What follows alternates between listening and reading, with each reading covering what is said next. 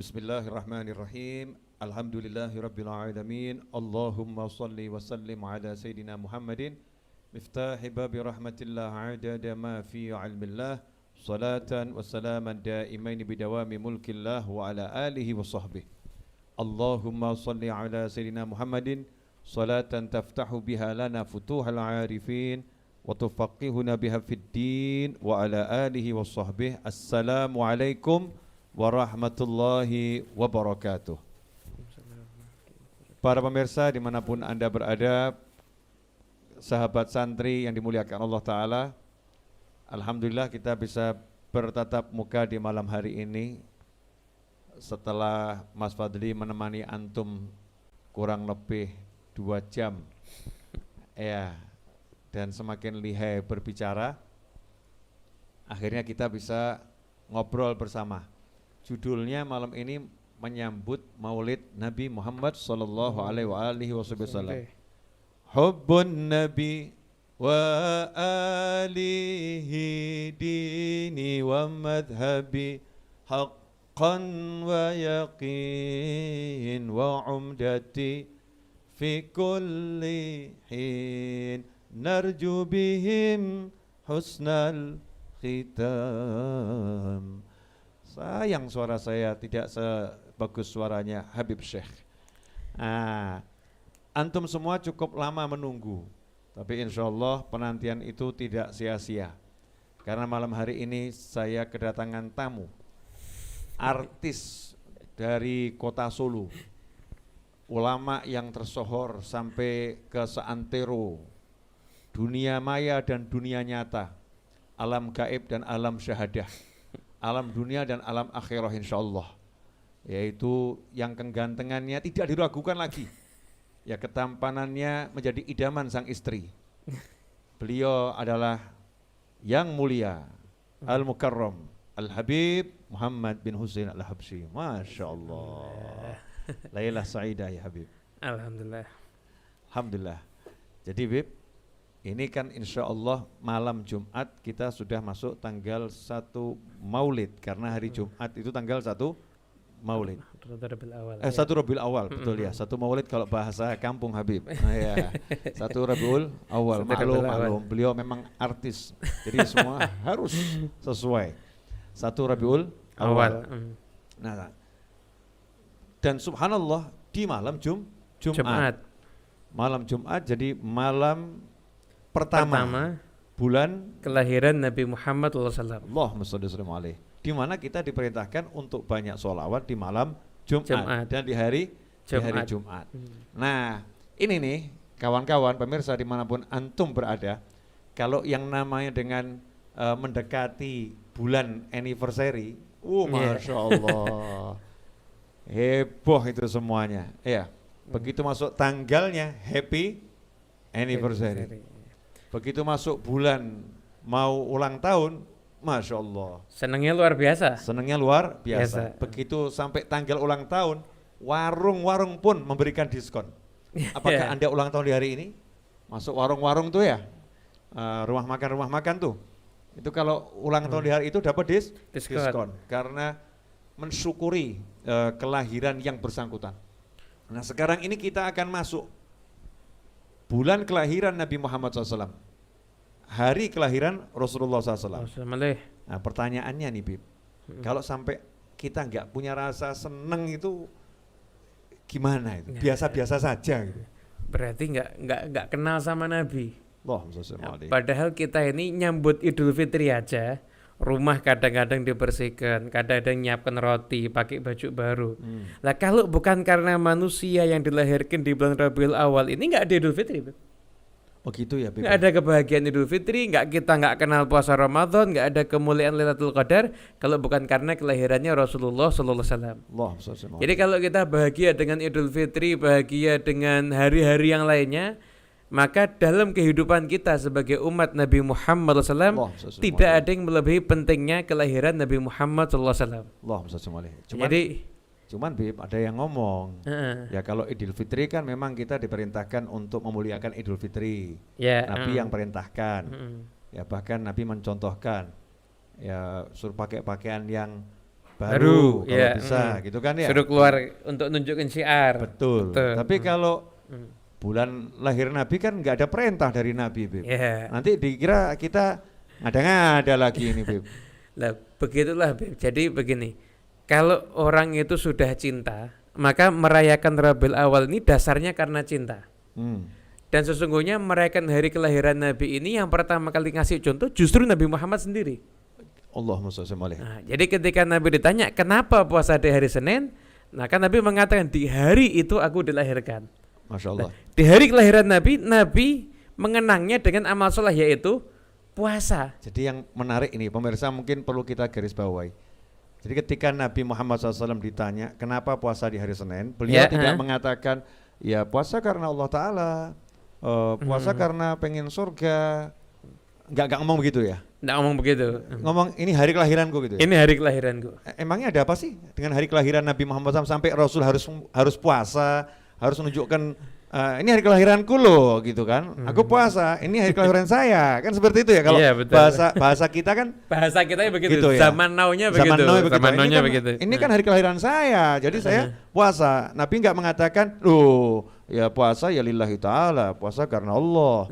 Saya puasa hari ini ya karena pengen mendekatkan diri pada Allah. Saya pengen ibadah. Nabi nggak ngomong gitu ya? Nggak ngomong begitu. Nabi mengatakan ini hari kelahiranku. Masya Allah. Berarti kan memang ada ajaran daripada Nabi Muhammad SAW mengikatkan suatu ibadah dengan kelahiran beliau. Nah, dan ketika itu puasa Senin jadinya sunnah loh.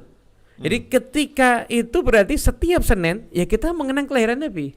Jadi kalau ada orang puasa Senin nggak tahu niatnya aneh juga ya? Iya kasihan. Kan Rasulullah puasa Senin niatnya ulang tahun gitu kelahirannya ya? Nabi Muhammad SAW. Ulang tahun mensyukuri kelahiran beliau. Beliau betul. Betul ya? Iya. Jadi Rasulullah puasa Senin untuk mensyukuri hari kelahiran beliau. Sementara kita puasa Senin nggak tahu niatnya. Nggak paham. Jadi untuk apa? Nabi puasa Senin gitu aja, kita pokoknya puasa Senin. Tapi kita nggak mau tahu niat Nabi. Nah ini pemirsa kadang ya itu aneh ini. Kita di hari Senin puasa, tapi kita nggak mengikatkan puasa kita seperti Nabi mengikatkan puasanya. Kita nggak menjadikan hati kita ketika berpuasa di hari Senin seperti hati Nabi ketika berpuasa di hari Senin.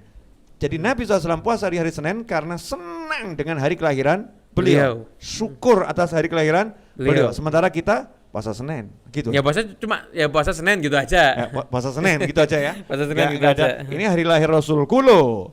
Ini hari lahir baginda Muhammad SAW. Ini hari lahir junjunganku, enggak begitu ya?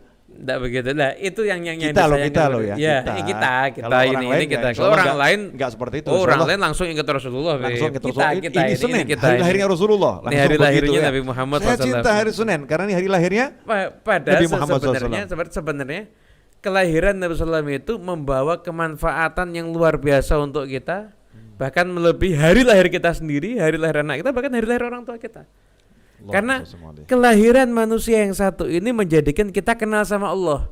Nah, kenal sama Allah itu kan kunci agar kita bisa masuk ke surga, biar kita bisa jadi orang yang diridhoi oleh Allah Ta'ala, ya kuncinya lewat Nabi Muhammad SAW. Dan itu semua nikmat itu munculnya adalah di hari kelahiran Rasulullah SAW. Jadi karena pentingnya hari lahir Nabi SAW, sampai Allah tuliskan di kitab-kitab terdahulu ya. Iya. Akan lahirnya hari apa itu udah disebutkan. Berarti memang dinanti-nanti ya kapan beliau lahir. Kalau kita nggak peduli dengan hari lahir Rasul, jadinya seperti apa, Bib? Nah, jadi begini, di hari lahirnya Nabi dalam sebagian riwayat semua makhluk di alam ini senang. Masya Allah. Yang nggak seneng tapi ada juga. Ya iblis, Bib. Ya itu yang nggak seneng ya itu. Semua makhluk itu seneng. Jadi sampai ketika itu semua hal yang dianggap istimewa di alam itu menunjukkan bahwasanya nggak istimewa lagi. Ada api yang sekian tahun nggak pernah padam. Ada danau sekian tahun nggak pernah surut. Kemudian saya itu ada hal yang berjatuh dan lain sebagainya. Jadi semua yang dianggap istimewa di alam ketika kelahiran Nabi Muhammad SAW itu Allah Ta'ala dijadikan ini udah nggak istimewa lagi. Pengistimewa ketika itu adalah Nabi Muhammad SAW. Dan semua makhluk diperintahkan untuk berbahagia dengan kelahirannya Rasulullah SAW. Yang menarik, Bib, saya kan pernah nanya langsung ke Habib Umar bin Hafid. Masya Allah. Semasa hidupnya kakek antum, Habib Anis. Nah, saya diperintahkan untuk bertanya kepada Habib Umar karena saya waktu itu lagi menulis buku Mana Dalilnya episode 2. Ya. Nah, Kemudian saya menulis beberapa pertanyaan yang saya serahkan ke Habib Umar, termasuk saya nanya tentang Abu Lahab. Nah, Abu Lahab itu kan jelas disiksa di neraka. Ya, tabat yada Abi Lahab. Tapi Sayyidina Abbas, paman Nabi SAW, mimpi ya, bahwasannya Abu Lahab kalau setiap hari Senin dari ibu jarinya dapat minuman susu. Setiap hari Senin kan seperti itu. Saya nanya, ini maksudnya seperti apa? Maka ada jawaban dari Habib Umar yang sangat menarik, bahwasanya sampai di neraka pun Allah memperingati hari lahir Nabi Muhammad SAW. Masya Allah. Sampai di neraka pun ya, setiap hari Senin diperingati hari lahirnya Nabi Muhammad SAW. Masya Allah. Sampai Abu Lahab disuruh dapat dapat keringanan, dapat nikmat. Bukan keringanan, dapat nikmat di hari Senin, padahal dia kekal di neraka menurut ayat Quran tersebut ya. Seumur hidupnya musuhin Nabi, senang cuma sekali. Seumur hidup, sisa hidupnya jadi musuhnya Nabi, senang cuma sekali. Senang karena lahirnya Nabi Muhammad SAW. Kemudian sampai bebaskan budaknya, sama Allah Ta'ala dibalas di hari Senin di neraka. Dikasih nikmat. Nah, kalau yang di neraka aja hari Senin dapat nikmat karena pernah sekali senang dengan lahirnya Nabi Muhammad SAW. Bagaimana kira-kira ahlul jannah fil jannah fi yaumil itsnin?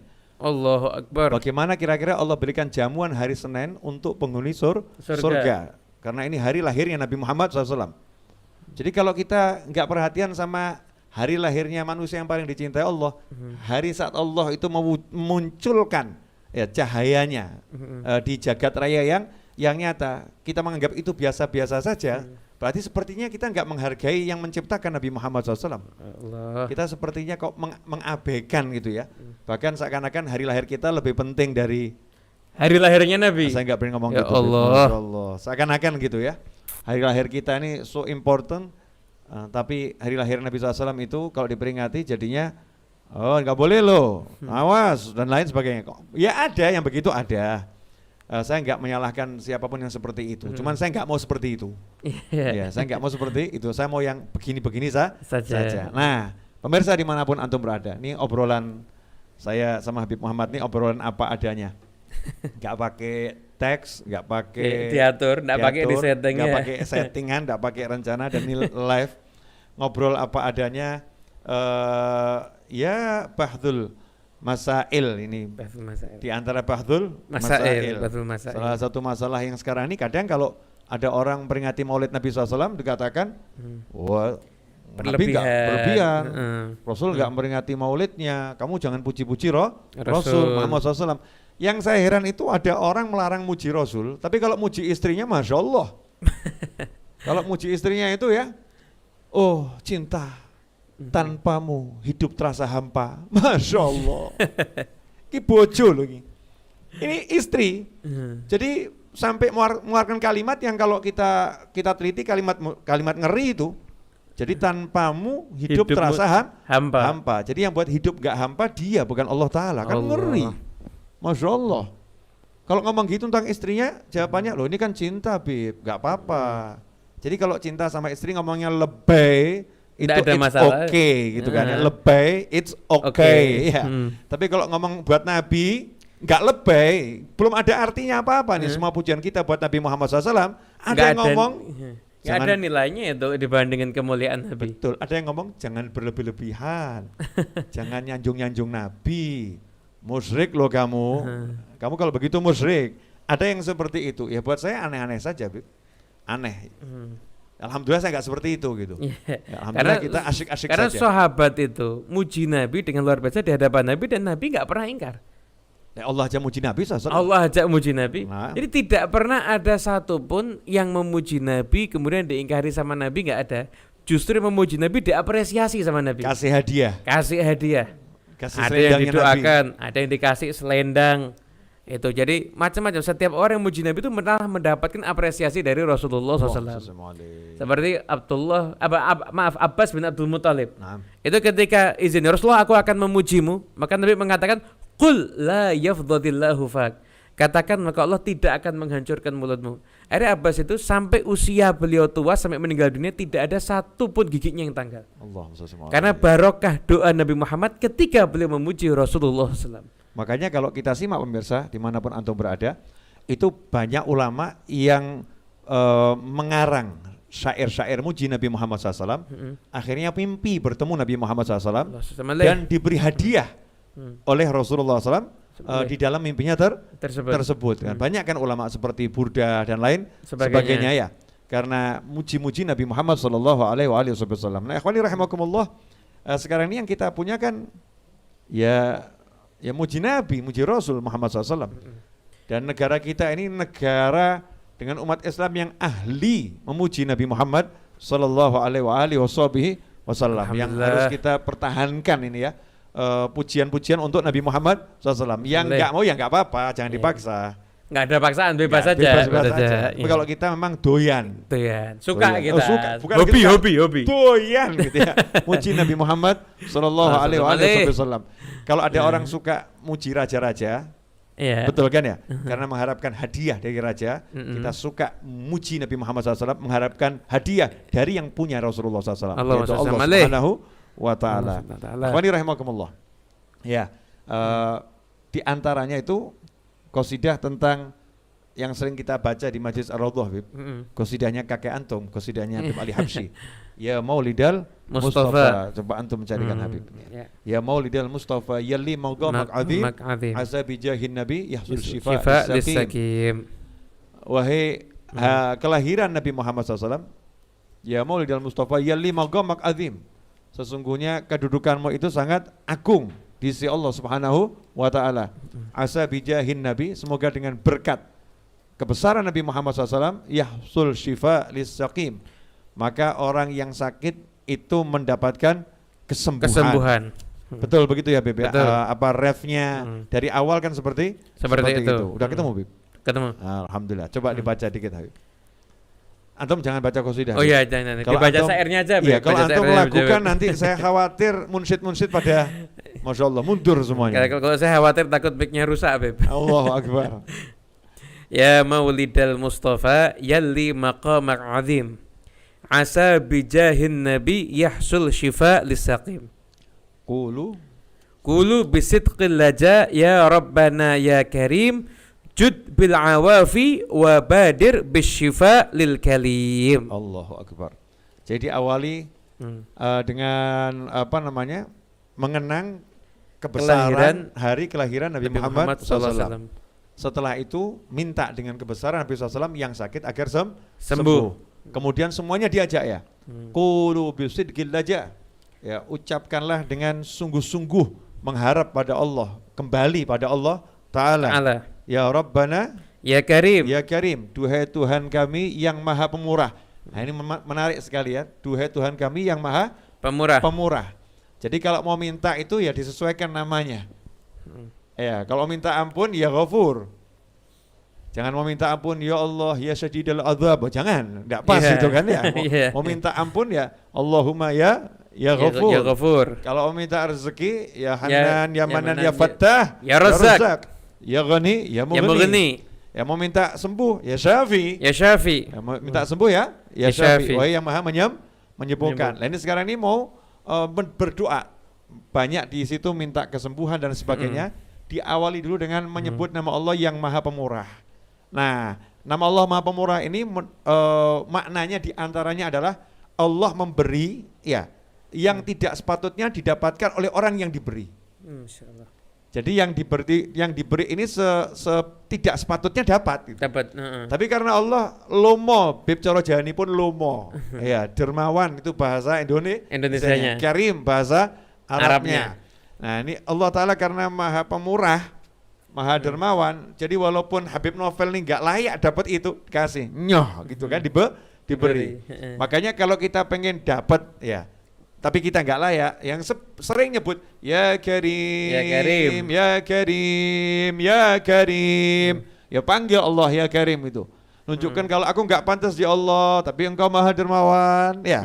Nah setelah itu baru minta. Qulu bisidqil laja, diajari ya sama kakeknya Habib Muhammad ya ini. Karim, ya Rabbana ya Karim, jud bil awafi Wabadir bisyifa lil kalim. jud bil awafi, yakni curahkan kesehatan. Afiyah, keselamatan. Ya, jadi afiah ini kan maknanya luas ya. Luas. Ya sehat, ya selamat, semua terhindar dari hal-hal yang buruk, yang buruk, tidak diinginkan. Al-afiyah. Berikan kami segala bentuk kebaikan, keselamatan, kesehatan. Bentuknya apapun, lahiriah, batiniah, berikan kepada kami. Kemudian wabadir bisyifa lil kalim. Yang terluka, yang sakit, tolong segera ya Allah berikan dia kesembuhan. Yang galau tenangkan hatinya. Masya Allah. Termasuk yang terluka itu. Ya Rabbana ya jazilal afwi yarham rahim jud bil awafi wala takshif alal abad khim. Masya Allah. Lagi-lagi menyentuh nama Allah yang pemurah ya, yang maha pengasih lagi maha penyayang. Kemudian minta pada Allah SWT agar keburukan-keburukan kita ini tidak disingkapkan, ditutupi aibnya. Ini kalau aib dibongkar, Masya Allah nih. Siapa yang berani tampil di layar monitor nih? Kalau aib kita masing-masing dibongkar sama Allah Ta'ala, naudzubillah min dzalik, ya satrul uyub. Siapa yang berani duduk ketemu orang? Malu kita akan aib-aib kita, dosa-dosa kita. Tapi karena Allah ini, Masya Allah ya, Allah itu luar biasa. Kita ini disuruh taat, kita membangkang, sama Allah ditutupi, jangan sampai orang tahu. Mau ngomong apa lagi kita? Kitanya disuruh sama Allah agar taat, kitanya membangkang, nggak mau taat, sama Allah ditutupi, jangan sampai orang tahu. Dan Allah marah kalau ada orang yang bongkar aib orang. Mau saya aja tutupin kok kamu bongkar. Yang bongkar aib orang diajar sama Allah Ta'ala. Saya bongkar aibmu dunia akhirat. Naudzubillah min dzalik. Lanjut Habib. Wal abad yalqaq ya maulai biqalbin salim. Gharimunal Mustafa mahsanah yakram gharim. Wal abad yalqaq ya maulai biqalbin salim. Dan minta kepada Allah, ya Allah agar kami nanti bisa berjumpa denganmu biqalbin salim. Illa man atallaha biqalbin salim. Jadi berjumpa dengan Allah itu bawa hati yang selamat. Nah, ini tafsirnya banyak. Yang saya pernah tahu Habib, biqalbin salim itu hatinya enggak punya dendam dengan siapapun. Jadi hatinya betul-betul baik, ya baik di situ apa? Enggak punya dendam dengan siapapun. Ini biqalbin salim. Selamat dari iri, dengki, itu sudah kita sering dengar. Tapi ini hatinya enggak punya dendam. Nah, kadang ada orang itu baiknya luar biasa, tapi hatinya pendendam.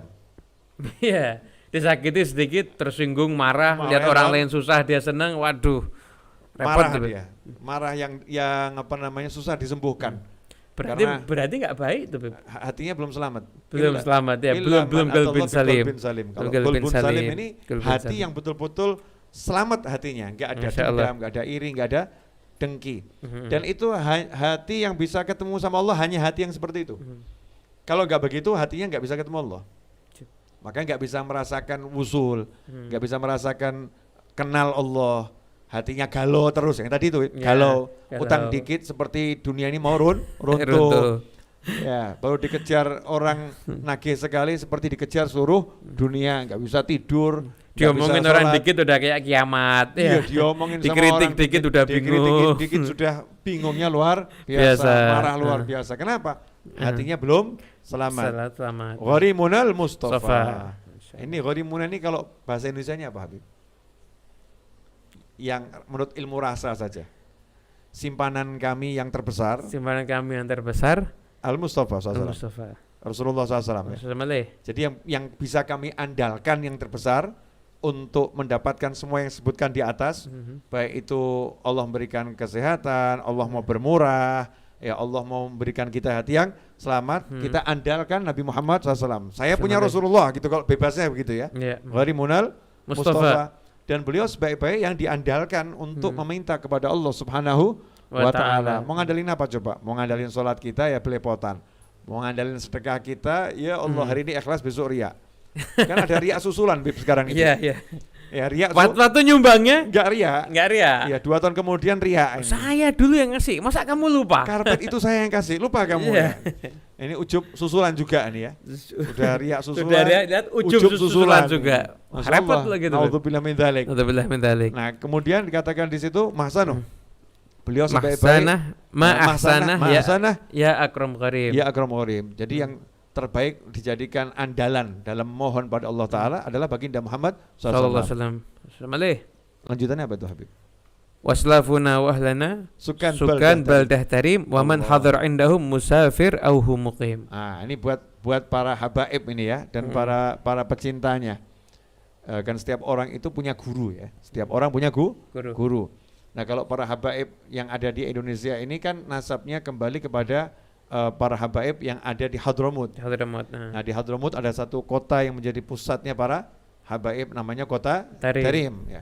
Kota Tarim itu kota yang sejak zaman Nabi SAW sudah dikunjungi para sahabat. Jadi ada sahabat yang dimakamkan bahkan di kota Tarim. Ya, karena memang ada utusan khusus dari Nabi SAW, bahkan dari Khalifah Abu Bakar Siddiq radhiyallahu anhu untuk mengutus sahabat ke kota Tarim. Ada hubungan yang luar biasa sejak zaman Nabi SAW yang akhirnya menjadi pelabuhan para habaib.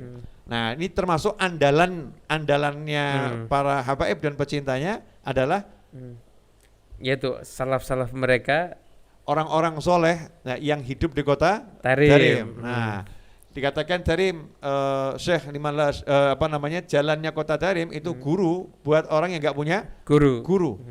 Karena konon di kota Tarim itu di pasar itu obrolannya penjual sama pembeli nggak ngobrol barang yang dijual atau dibeli. Yang diobrolkan adalah bahtul masail. Ilmu. Jadi di pasar ngobrolkan ini hukumnya apa, ini gimana, di kitab ini bagaimana. Itu di kota Tarim. Ada satu keterangan saya baru dapat beberapa hari yang lalu dari ceramahnya Habib Umar bin Hafid juga, ketika beliau ngisi di Sewun di tempatnya Habib Ali. Beliau cerita dulu Habib Muhammad bin Husain Al-Habsyi itu pernah terjadi masa vakum, jadi dianggap Tarim itu dianggap lagi down, lagi turun keilmuannya.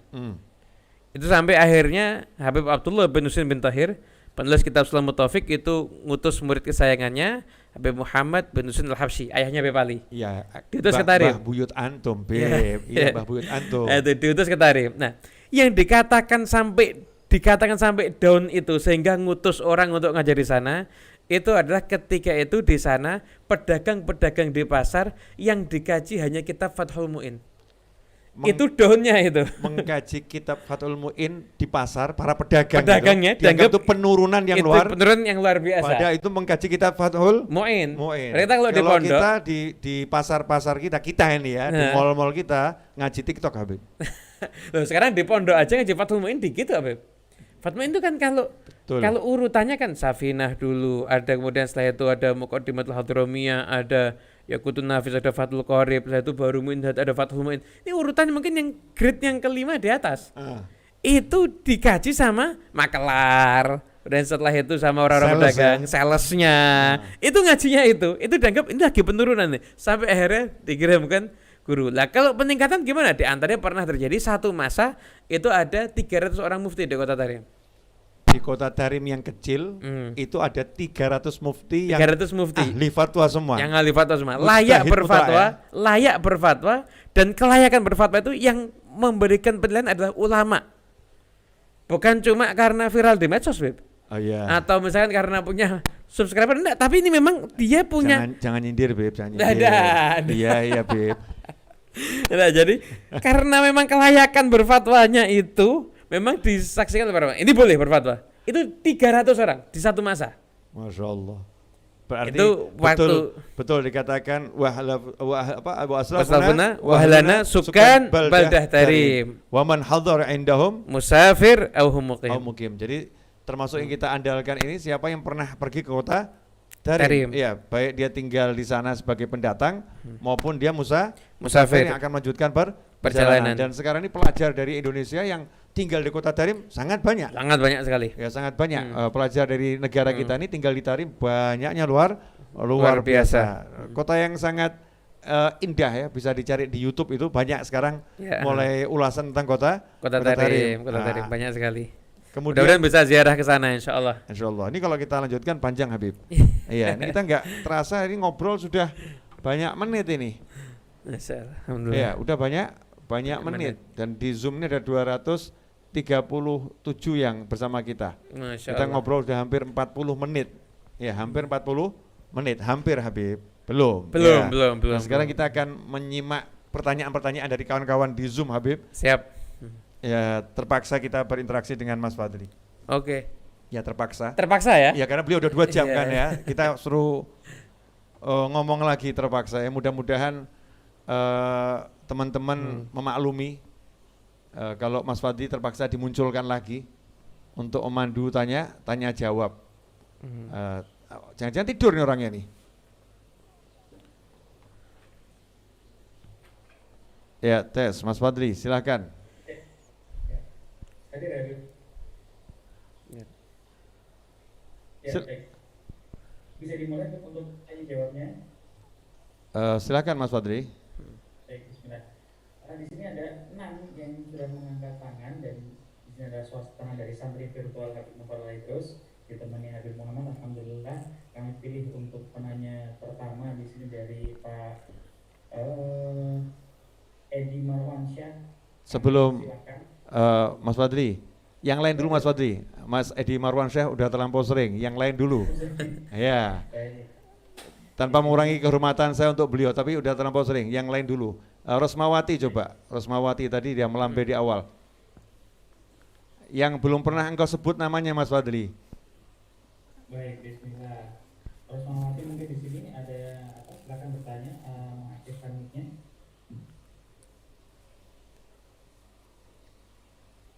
Belum, di sini yang raise hand ada, Mas Fadli kan memperhatikan raise hand-nya kan baru cuman sekarang. Kalau saya sejak kamu ngomong tadi yang raise hand udah saya perhatikan semua.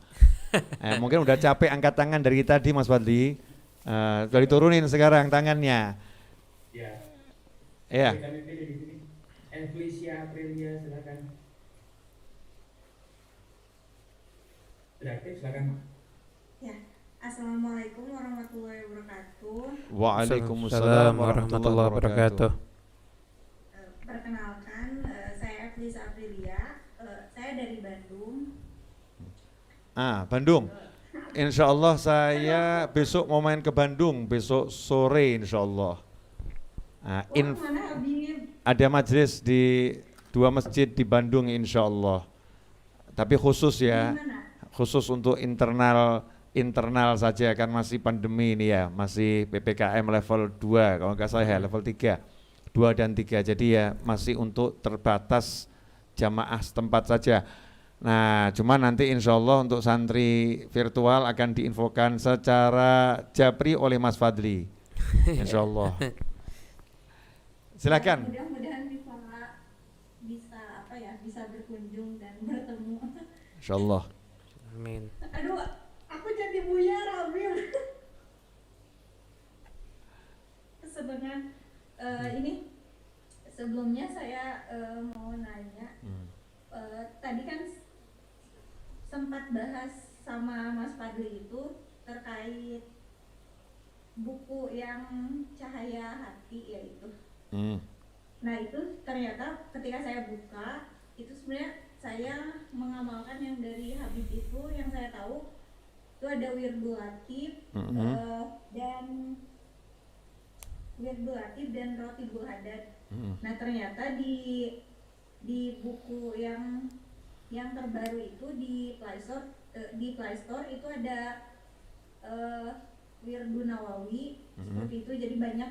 Nah tapi di situ tidak dijelaskan kapan harus dibacanya. Kalau sebelumnya kan seperti Wirdul Latif itu subuh dan sore gitu ya, pagi dan sore. Kemudian Rotibul Hadad itu di malam hari. Nah untuk wirid-wirid yang lainnya itu seperti apa?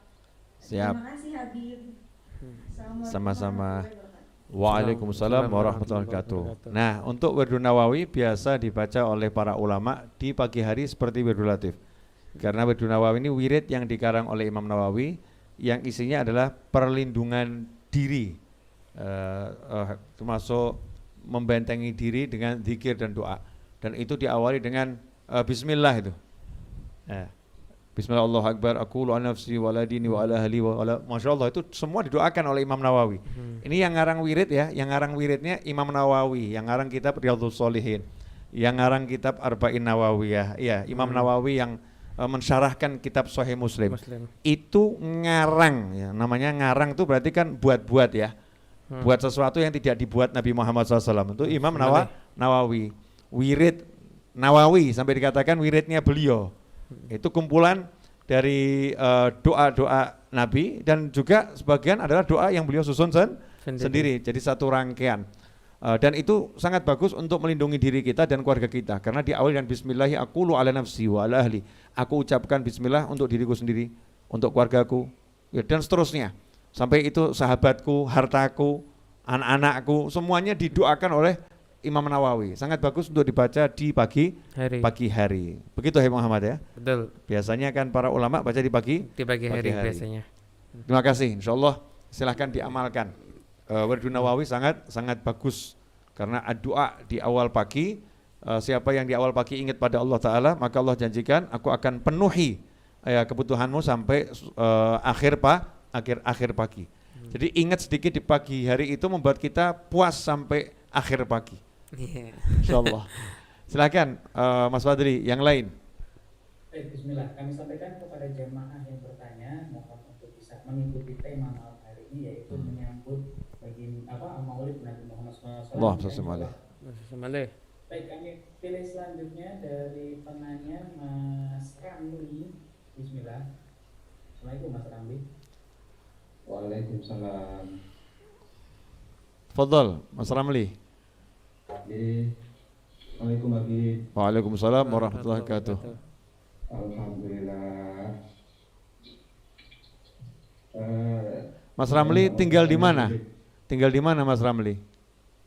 Di Lamongan, Bib. Lamongan, soto Lamongan, Masya Allah. Seger pol. Alhamdulillah. Lamongan ini selain sotonya juga seafoodnya itu terkenal juga. Iya, kita kalau di jalan gitu arah Jawa Timur, kalau lapar ada seafood Lamongan, itu bisa dikatakan hampir rata-rata semua sedep gitu.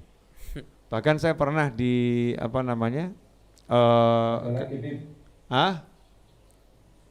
lagi selain itu? Ada lagi yang spesial dari Lamongan, nasi borangan. Nasi borangan. Borangan ya, nasi borangan. Nasi borang. Pernah dengar saya. Cuman kelihatannya belum pernah ngerasain. Amin insyaallah. Silakan Mas Ramli. Nggak ada pertanyaan, jadi cuma pengen syukur aja, alhamdulillah bisa ngobrol dengan Habib. Alhamdulillah aja biar bisa ikut tema, bisa. Amin. Ini saya kalau ngomong dengan berdoa ini adalah alhamdulillah, kemudian bisa sampai ke durian karena ke satu dengan amin. Amin. Jazakumullah khairan Mas Ramli. Pertanyaan ini cuma ya syukur aja alhamdulillah. Alhamdulillah. Jadi mimpin, jadi mimpinnya. Alhamdulillah. Insyaallah. Hanya orang-orang yang baik yang bisa melihat kebaikan orang lain. Mudah-mudahan jenengan dan semua yang ada di sini termasuk orang-orang yang tergolong orang baik. Amin. Karena kita bisa melihat kebaikan muslim yang lain dan manusia yang lain. Amin Allahumma. Amin. Jazakumullah khairan. Silakan Mas Fadri. Itu ada Mas Entis. Mas Entis, bismillah. Ya, silakan Mas Entis. Mic-nya diaktifkan terlebih dahulu. Ya. Assalamualaikum, Bib. Waalaikumsalam warahmatullahi wabarakatuh. Ya, alhamdulillah. Ini Bib ada titipan pertanyaan dari Ibu. Masya Allah. Dan Ibu kan sekarang tinggal Ibu aja. Ibu Bapak sudah meninggal. Ibu itu punya 6 anak. Yang 3 sudah berkeluarga, yang 3 belum. Terus yang ilmu keluarga adik saya itu yang masih berjalan, apa namanya, hartanya itu dibagi warisnya gimana? Apa aja ke ibu semua? Apa harus dibagi gitu? Urusan waris punya 6 anak, 3 Ya. ya, yang 3 belum. Kalau urusan sudah menikah, oke saya jawab, insya Allah paham. Jadi urusan sudah menikah atau belum menikah itu enggak masuk kategori ya. Jadi kategorinya ahli waris, mau bujangan kek, mau masih bayi kek gitu kan ya. Sama. Itu sama apa namanya, hukumnya. Dia akan dapatkan bagian seperti nanti perhitungan yang udah ada dalam ilmu waris. Dapatnya berapa itu nanti akan dihitung oleh ahlinya.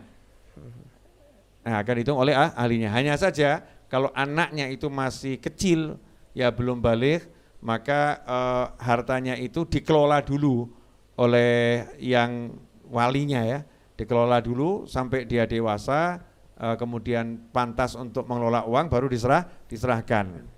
Betul begitu Habib Muhammad? Betul ya? sekali. Sama-sama Bapak. Makasih banyak. Kang Entis. Insyaallah. Iya, assalamualaikum. Waalaikumsalam warahmatullahi wabarakatuh. Septianto Hadi Wibowo. Silakan Septianto Hadi untuk mengaktifkan mic-nya. Setelahnya Mas Joko. Siap-siap Mas Joko. Ini Mas Septianto Hadi dulu. Sudah aktif, silakan.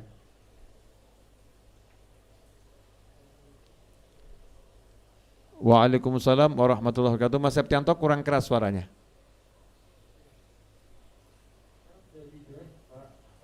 Sekarang lebih jelas. Saya mau bertanya, ini Pak, karena saya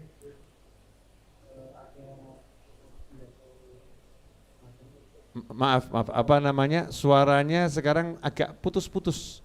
Mungkin perlu didekatkan mic-nya.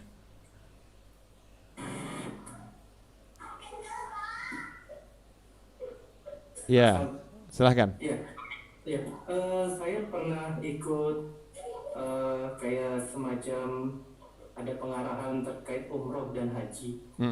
Di situ ada dibahas kalau ada umroh, terutama umroh pada saat di bulan Ramadan itu sama seperti haji dengan Rasulullah. Nah, pertanyaan saya, apakah dengan itu kalau haji kan termasuk rukun Islam dan itu wajib, apakah kalau kita sudah melaksanakan umroh terutama di bulan Ramadan itu jadi menggugurkan kewajiban untuk haji?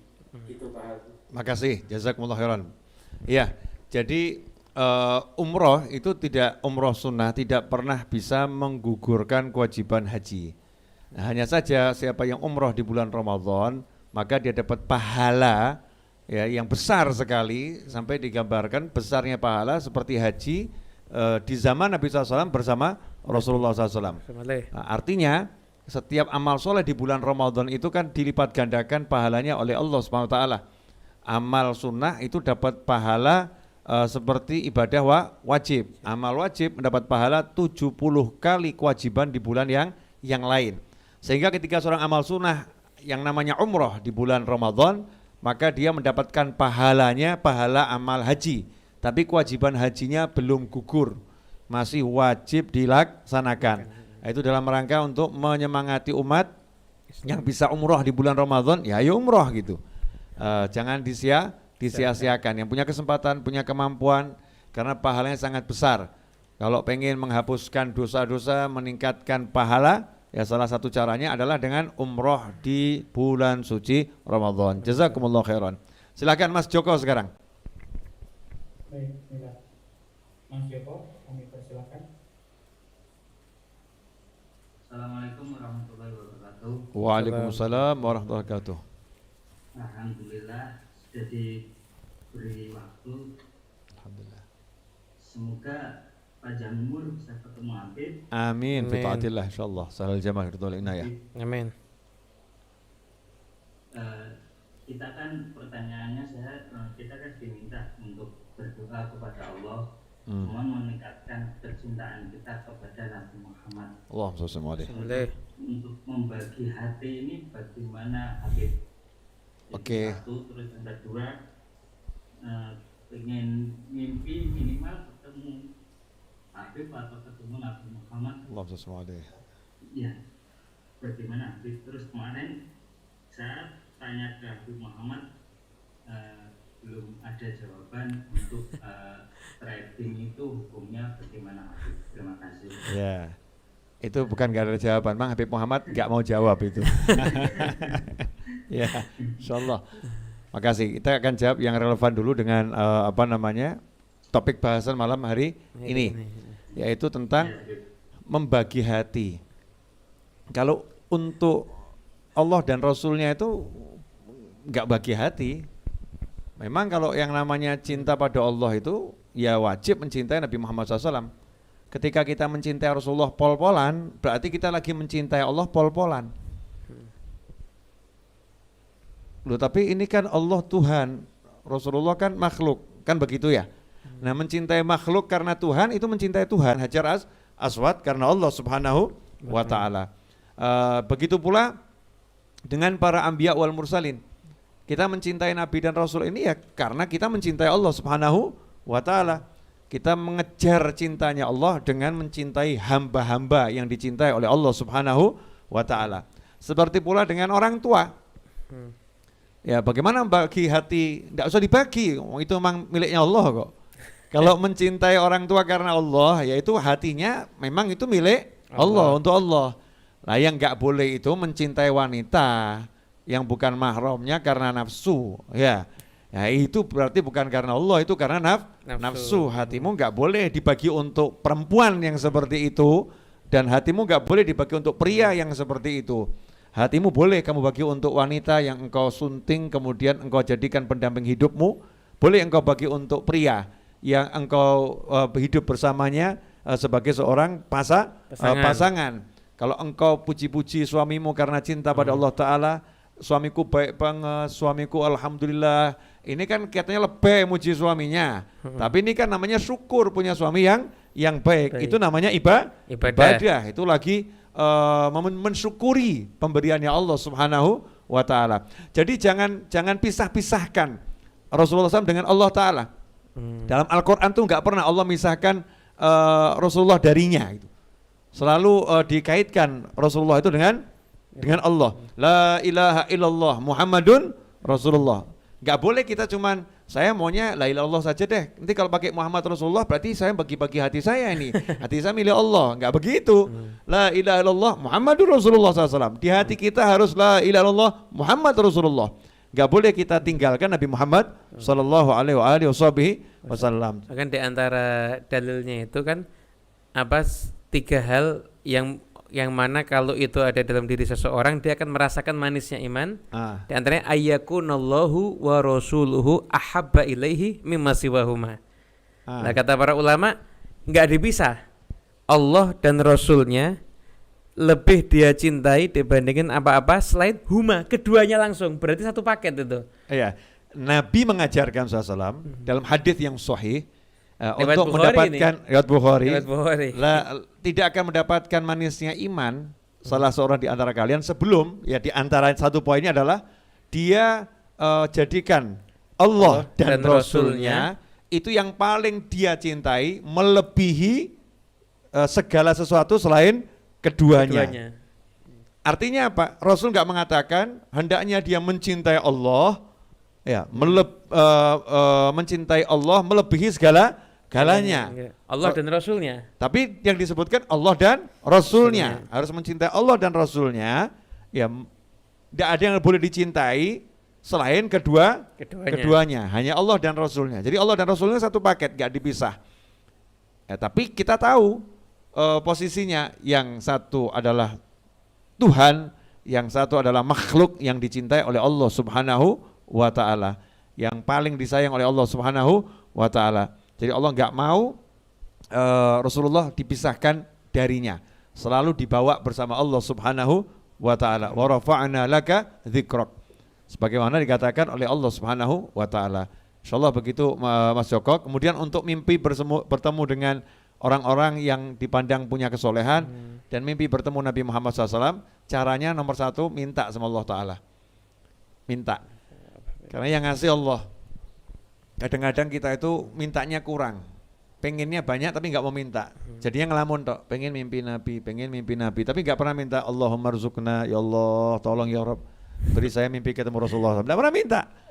Kemudian ikhtiarnya untuk biar dapat permintaannya tadi juga kurang dijalankan. Kan orang minta kan harus ikhtiar ya, biar dapat. Di antaranya baca sholawat yang banyak. Nah ini kadang mau mimpi ketemu Nabi tapi nyakitin hati Nabi. Ya Allah. Mau mimpi ketemu Rasulullah SAW tapi nyakitin hati Rasul. Bagaimana bisa? Nyakitin hati Rasul bagaimana? Ya contohnya di rumah nyimpen film porno, itu kan nyakitin hati Nabi Muhammad SAW. Ya di handphonenya masih banyak film-film yang gak senonoh. Naudzubillah min dzalik. Itu kan menyakiti hati Nabi Muhammad SAW. Di rumahnya masih banyak majalah-majalah yang tidak diridhai oleh Allah Subhanahu wa Ta'ala.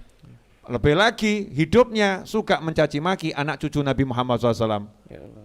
Bagaimana akan bertemu dengan Nabi Muhammad SAW? Wong dia nggak suka dengan anak cucu Rasulullah SAW. Nah ini kadang nggak sinkron antara keinginannya dengan prakteknya. Jadi kita sinkronkan diri kita.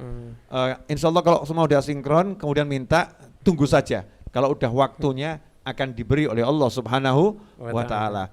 Ya paling sedikit orang yang ahli sholawat, paling sedikit Habib ini orang ahli sholawat tuh hidungnya bagus. Hidungnya bagus bagaimana?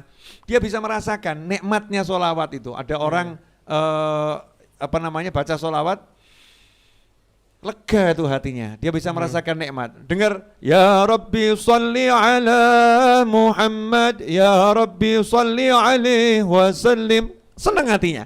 Jadi senangnya itu gampang. Yang orang lain senang harus begini begitu, dia cuman begitu udah senang, udah bahagia.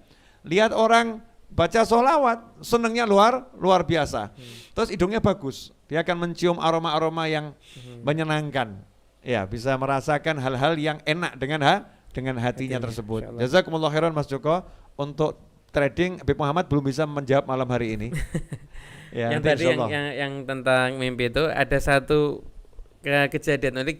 Ini kisah nyata. Ada satu orang itu dia kalau mau tidur dia pakai minyak wangi. Nah, sampai istrinya bingung, kok mau tidur kok pakai minyak wangi? Mau tidur itu ya biasa aja. Kata dia, ya persiapan, siapa tahu insya Allah saya nanti malam mimpi ketemu Nabi Muhammad, sudah pakai minyak wangi buat ketemu sama Nabi.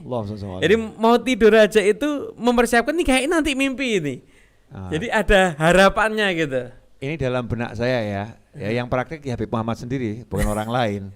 Ini yang cerita ini lagi menceritakan dirinya sendiri. Cuman beliau tawadhu, begitu ada orang gitu kan ya. Ini saya buka rahasianya. Silahkan Mas Fadli dilanjut untuk yang lain. Amin itu dari tadi amin, angkat tangan. Amin gitu. Amin. Teriak-teriak dia amin. Maaf sekali lagi silakan bisa diaktifkan akun amin. Sudah aktif silakan. Assalamualaikum Habib. Waalaikumsalam warahmatullahi wabarakatuh. Silahkan. Assalamualaikum warahmatullahi wabarakatuh. Alhamdulillah bisa bicara, bisa dengar, bisa bertemu Habib. Amin fi taatillah insyaallah. Amin. Insyaallah. Bersyukur sekali bisa diikutin di santri kedua. Saya cuma ingin cerita. Ini semenjak saya ikut di YouTube, di virtual, banyak hal yang mendidik saya dan banyak kejutan yang saya rasakan juga di keluarga saya.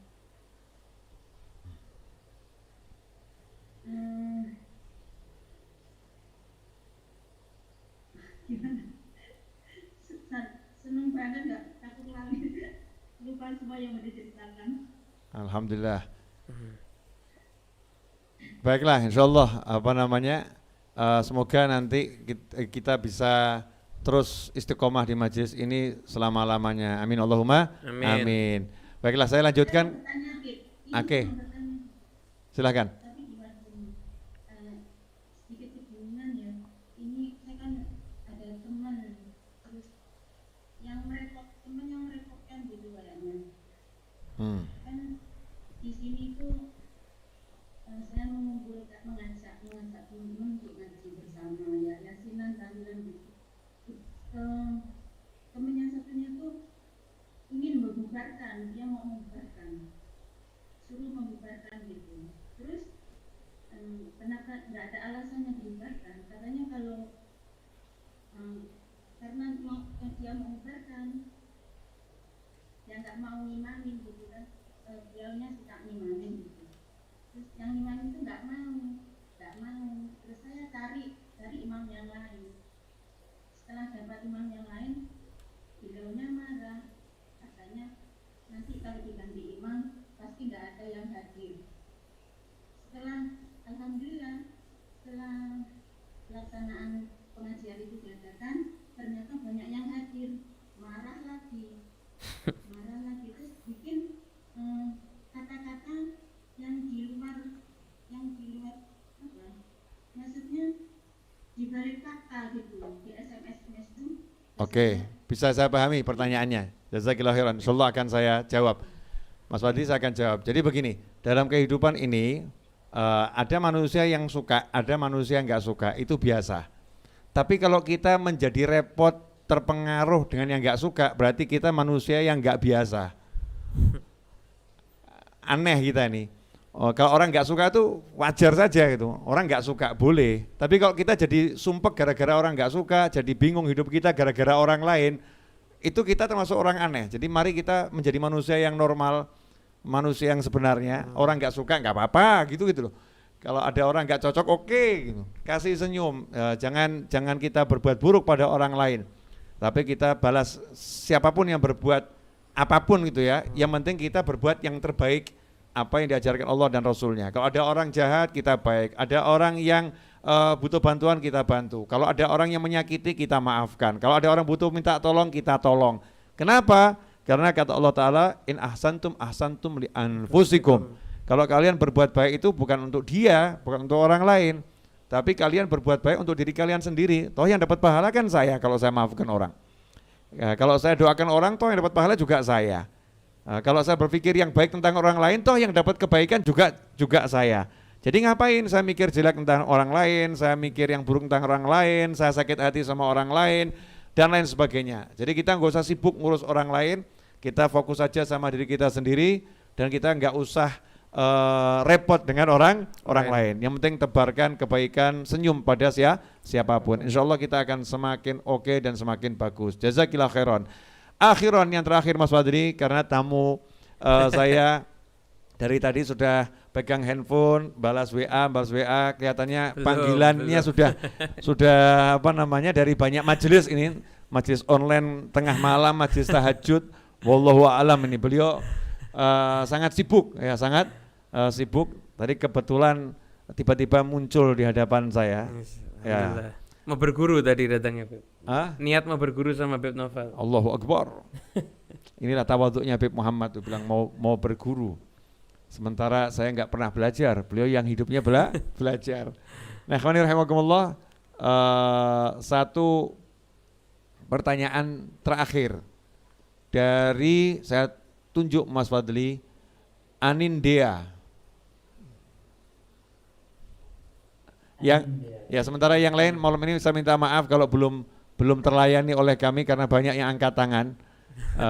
Saya minta maaf untuk teman-teman yang udah biasa, untuk keikhlasannya malam ini tidak ditampilkan dulu. Ini yang jarang tampil atau belum pernah tampil yang mungkin kita utamakan dahulu. Insyaallah. Silakan Anindea. Ya Habib. Assalamualaikum. Waalaikumsalam warahmatullahi wabarakatuh. Aslinya dari mana? Sekarang tinggal di mana? Yes. Aslinya saya dari Madiun Habib. Sekarang tinggal di Surabaya. Karena kerja di Surabaya. Insyaallah. Surabaya. Bentar lagi Oktober, November, Hari Pahlawan suara lagi ya. 10 November. Setelah Oktober ke November ada Hari Pahlawan. Kalau kemarin saya dapat hadiah. HUTNI dapat hadiah saya. Ya lanjutkan. Anindya, silahkan apa yang mau ditanyakan? Ya Habib, alhamdulillah dapat kesempatan untuk bertanya Habib. Alhamdulillah. Yang mau saya tanyakan, saya kan posisinya sedang jarak jauh dengan suami Habib. Ya, suaminya ada di Madiun atau di luar negeri? Di Madiun. Oh, di Madiun, oke. Iya, kerjanya di Madiun, aslinya di Ponorogo. Nah, saya kan sudah mengajukan pindah ya Habib di instansi saya, tapi masih terkendala oleh atasan langsung saya yang non muslim. Nah, saya harus mendoakan bagaimana ya ke beliau Habib, karena ada yang bilang nggak boleh di-al-fatihah. Jadi saya bingung untuk melembutkan hati kepala bidang saya itu bagaimana Habib. Ibu PNS? Nggak usah jadi saran saya ya, nggak usah melihat atasannya atau atasannya atau minta dilembutkan atasannya, itu berarti semua praduga itu. Kita punya dhon yang nggak baik sama orang, kita menganggap bahwasannya ini saya nggak bisa pindah karena dia. Bersihkan hati dulu, hatinya harus prasangka baik sama Allah Ta'ala dan prasangka baik sama semua orang.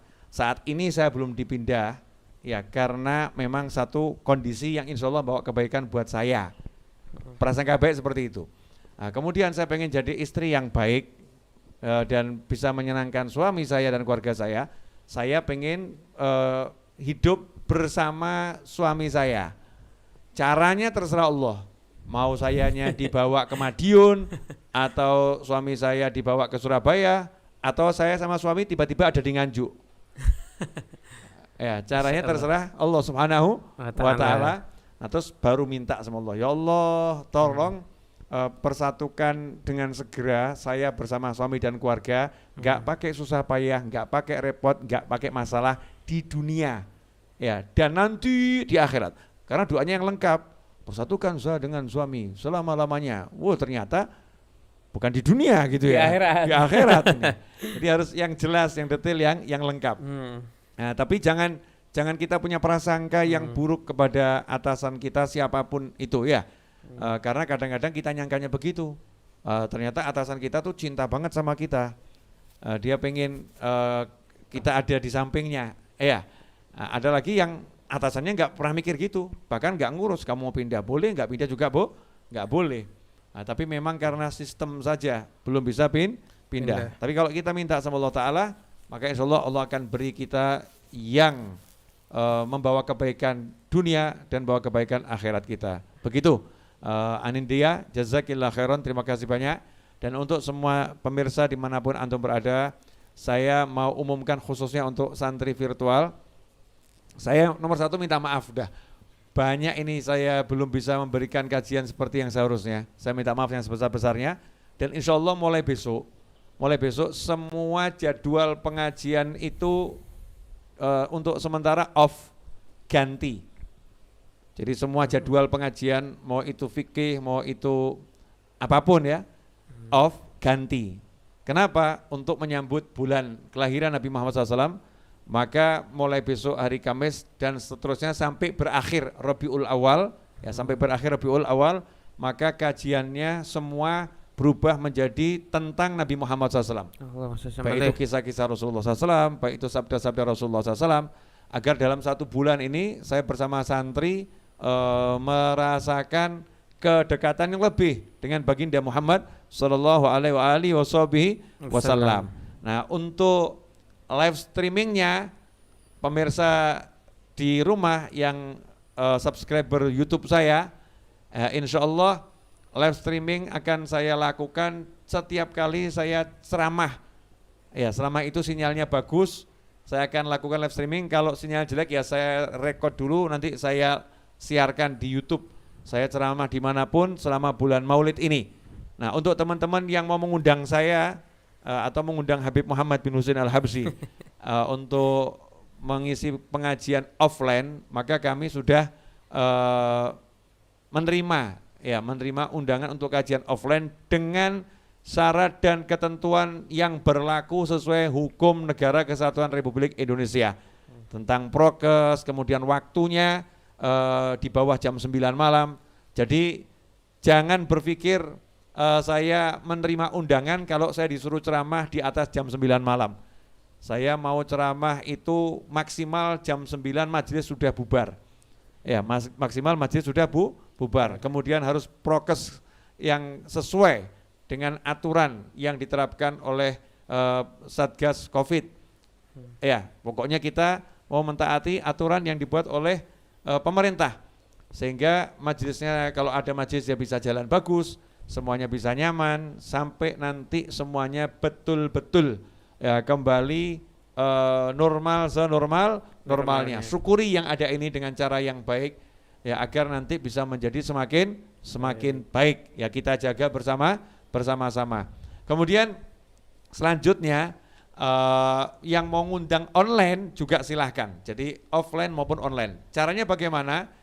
Cukup kirim pesan WhatsApp tanpa telepon, WA saja, WA only ke admin Majelis Ar-Raudhah untuk mengundang saya. Nah, kalau mau mengundang Habib Muhammad bin Husain Al-Habsyi ya bisa WA ke Mas Seto. Ya, atau Mas Fadli. Ya. Atau ke nomor yang ada di bawah tersebut. Itu ada nomor untuk mengundang Habib Muhammad. Ya, kalau nomor admin Majelis Ar-Raudhah untuk mengundang saya di 0813-2695-8838. Nah, untuk mengundang Habib Muhammad langsung ke Mas Seto ya, ke Mas Seto dan Mas Fadli. Jazakumullah khairan, semoga berkah manfaat. Kurang lebih mohon maaf. Wassalamualaikum warahmatullahi wabarakatuh. Waalaikumsalam warahmatullahi wabarakatuh.